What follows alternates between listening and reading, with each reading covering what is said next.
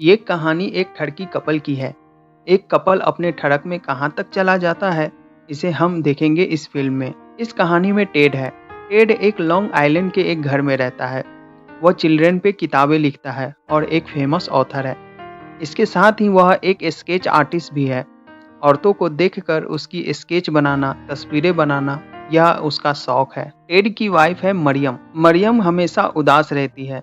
इसकी वजह काफी साल पहले उन्होंने अपने बेटे को खो दिया था। इनके बेटे जब एक्सीडेंट में मारे गए तब से मरियम उदास रहने लगी। उन बेटों के कुछ तस्वीर इस घर की गैलरी में लगी हुई है। इस कपल की एक बेटी है रूथ। रूथ अक्सर इन गैलरी में वॉक करते हुए दीवारों पर इन तस्वीरों को देखती है। वह इन तस्वीरों के बारे में अपने फादर से पूछती रहती है। वह कहती है कि उसे अब भी इन भाइयों की आवाजें सुनाई देती रहती है। यहाँ टेड कहता है कि ये सब उसका वहम है, ये सब सिर्फ कल्पना में होता है। कुछ दिनों बाद टेड मरियम से कहता है कि इन्हें अलग हो जाना चाहिए कुछ टाइम के लिए। मरियम जवाब नहीं देती है। कुछ दिनों के बाद हम देखते हैं कि टेड ने एक असिस्टेंट हायर किया है। उसका नाम एडी है। एडी उस बीच पर एक शिप से आया है। मरियम उसे लेने पहुंचती है। वह एडी से पूछती है कि तुम टेड का असिस्टेंट क्यों बनना चाहते हो। यहाँ एडी बताता है कि वह भी राइटर बनना चाहता है। अगर वह टेड के साथ काम करेगा तो उसे राइटिंग के बारे में काफी कुछ पता चलेगा। यहाँ एडी यह भी बताता है कि टेड ने उसे एज ए ड्राइवर भी हायर किया है। दरअसल टेड का ड्राइविंग लाइसेंस सस्पेंड हो चुका है। ऐसे में उसने एडी को हायर किया है ताकि वह उसकी ड्राइविंग में हेल्प कर सके। इधर टेड और मरियम ने एक अलग प्लान बनाया है। टेड ने यहाँ के पास में एक अपार्टमेंट लिया है रेंट पर। इस तरह दोनों अलग अलग रहते हैं और अक्सर अपना घर स्विच करते रहते हैं। यानी कि मरियम बीच हाउस पर आती है तो टेड टाउन वाले अपार्टमेंट में चला जाता है और इस तरह दोनों सेपरेट लाइफ जी रहे हैं। टेड की हेल्प करते हुए एडी कई बार मरियम को नोटिस करता है। एक बार जब वह बेडरूम आया तब वहां मरियम के कपड़ों को देखता है। उसी कपड़ों को देखते हुए हस्त मैथुन करता है। मरियम इस बात को नोटिस करती है। वह ऐसा प्रिटेंड करती है कि उसने कुछ नहीं देखा है। फिर उसे रहा नहीं जाता। वह उसे आवाज लगाती है। एडी उसके पास आता है। एडी को अपने पास बैठाकर मरियम कहती है, इस उम्र में ये सब होता है। इसके बाद वह कहती है कि कम से कम कोई तो उसके बारे में सोचता है। बेशक सिर्फ उसके कपड़ों के बारे में सोचता है, पर वह किसी के तो ख्यालों में है। एडी यहाँ कन्फेस करता है कि वह मरियम को पसंद करता है। मरियम भी यहाँ पॉजिटिव रिस्पॉन्स देती है।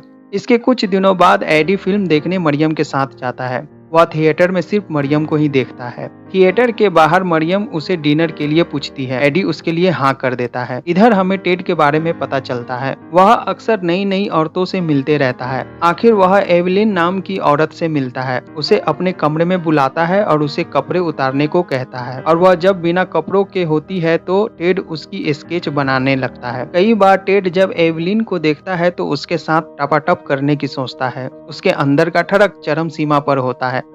एक दिन मरियम एडी के कमरे में आती है। वह यहाँ एडी को आकर्षित करने की कोशिश करती है। धीरे धीरे वह कपड़े उतारने शुरू कर देते हैं। यह देखकर एडी भी कपड़े उतार देता है। इसके बाद दोनों बेड पर गर्मा गर्म टपाटप करते हैं। दरअसल मरियम उस हादसे के बाद टेड के साथ कभी भी संभोग नहीं की थी।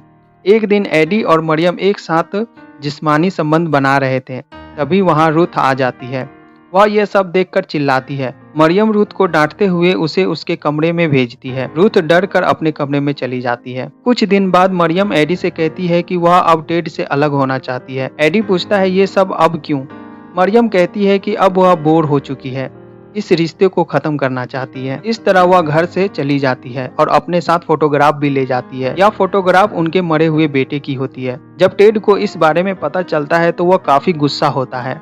एडी उसे संभालने की कोशिश करता है। टेड कहता है कि मरियम सारी यादों को कैसे ले जा सकती है, अब वह भला अपनी बेटी को कैसे संभालेगा। यहाँ पर एडी उसे मनाते हुए कहता है कि उसने कुछ नेगेटिव रख ली है। नेगेटिव को डेवलप करके वह फोटो बनवाएगा और इस तरह वापस रूथ को उसकी यादें मिल जाएगी। एक दिन रूथ के हाथ से तस्वीरें गिर जाती है। उसकी कांच से उसकी उंगली में चोट लग जाती है। उसका इलाज कराने के लिए मरियम हॉस्पिटल ले जाती है। इन सब में एडी भी उसके साथ होता है। अब जब मरियम चली गई है तो अब एडी रूथ की ट्रीटमेंट की जिम्मेवारी उठाता है। वहीं उसे डॉक्टर के पास ले जाता है। उसे अपने साथ में लंच भी कराता है। कई बार वह उसे बीच पर घुमाने भी ले जाता है। एक दिन टेड एवलिन की स्केच को एडी के हाथों उसके घर भिजवाता है। एवलिन जब उस स्केच को देखती है तो बड़ा एम्बेरस फील करती है। वह एडी पर गुस्सा उतारती है। एडी एवलिन को मनाता है। जब बाद में एडी इस बारे में टेड को बताता है तब वह एवलिन को मनाने उसके घर जाता है, पर एवलिन उल्टा टेड पर भड़कती है। वह उसे मारने को आती है। टेड यहाँ से भागते हुए वह झाड़ी में छुप जाता है। इसके बाद हम देखते हैं कि एवलिन उसका कार से पीछा कर रही है। टेड तेजी से भागता है। दौड़ते हुए वह बीच के किनारे पहुंचता है। यहाँ पर एवलिन उसे छोड़ नहीं रही थी, उसे दौड़ाए जा रही थी और टेड दौड़ते जा रहा था। एक दिन टेड फीलिंग को ओपन करते हुए उस एक्सीडेंट के बारे में एडी को बताता है। वह कहता है कि किस तरह उस समय मरियम ने काफी ज्यादा ड्रिंक कर ली, जबकि टेड काफी कूल फील कर रहा था। उसने बर्फ को देखा पर उसे हटा नहीं पाया और ऐसे में एक्सीडेंट हो गया। उसके सारे बेटे मारे गए। यहाँ एडी एक्सेप्ट करता है कि मरियम को इस तरह अपने बेटे को छोड़कर जाना नहीं चाहिए था। कुछ दिनों के बाद समर खत्म हो जाता है। एडी अब यहाँ से जा रहा है। फिल्म के एंड में हम टेडी को गेम खेलते हुए देखते हैं।